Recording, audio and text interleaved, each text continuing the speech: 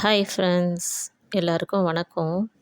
எங்கள் ஊரில் மழை பெஞ்சிட்டே தான் இருக்குது. உங்கள் ஊர்லலாம் எப்படி இருக்குது? சேஃபாக இருக்கீங்களா? சரி வாங்க விடுகதைக்குள்ளே போகலாம். இலையுண்டு கிளை இல்லை, பூவுண்டு மனம் இல்லை, காய் உண்டு விதை இல்லை, பட்டையுண்டு கட்டை இல்லை, கன்றுண்டு பசி இல்லை. அது என்ன? தெரிஞ்சவங்க கமெண்ட் பாக்ஸில் கமெண்ட் பண்ணுங்க.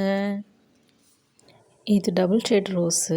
ஓரமெல்லாம் அவுட்லைன் கொடுத்தா மாதிரி இருக்கும். மழையில் எவ்வளோ அழகாக இருக்குது பாருங்கள்.